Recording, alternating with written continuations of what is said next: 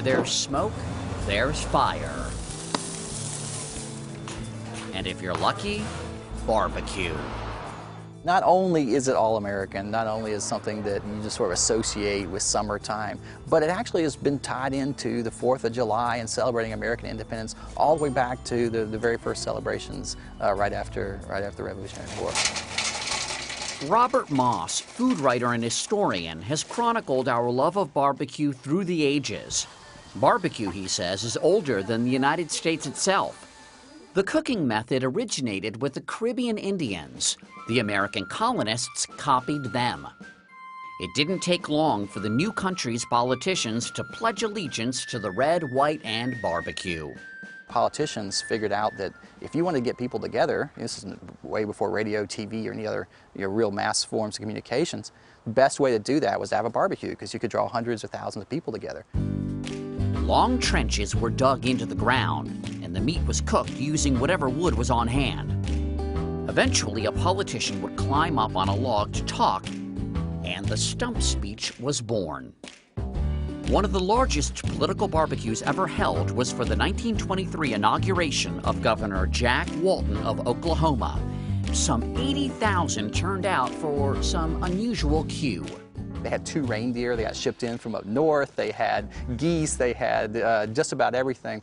One man donated a bear to the cause. Barbecued bear? Well, they were going to barbecue the bear, but what happened was the Oklahoma City school children sort of fell in love with the bear, and they made a collection. They bought the bear for something like $120 and donated it to the Oklahoma City Zoo, so the bear escaped the pit. It's Smokey the bear, not, it would not have been. the smoked bear. That's correct. Today, we live in the United States of barbecue.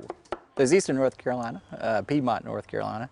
You've got Midlands of South Carolina, and the PD region of South Carolina has a distinct style. Certainly Georgia barbecue, northern Alabama barbecue is distinct, as is Memphis, Tennessee has its own unique style.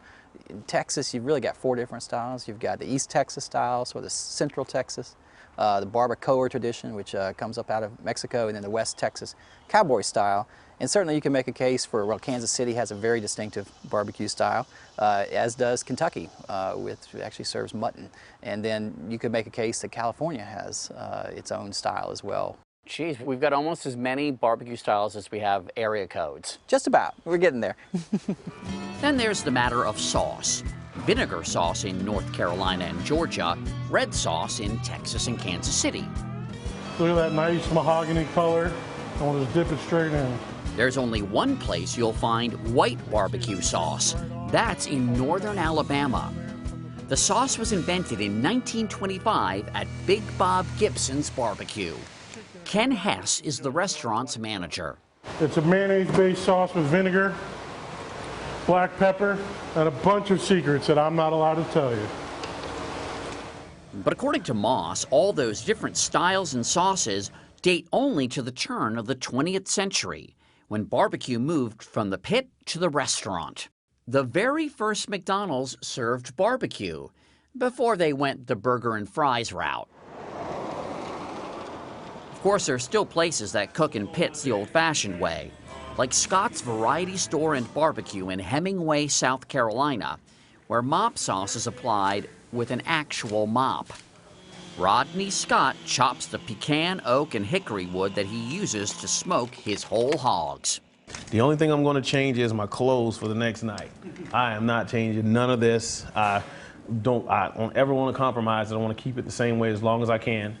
Scott elevates barbecue to, well, an art. In art, I learned color, texture, and appearance. Color, texture, appearance. And his not-so-secret ingredient? A whole lot of love. That's our secret.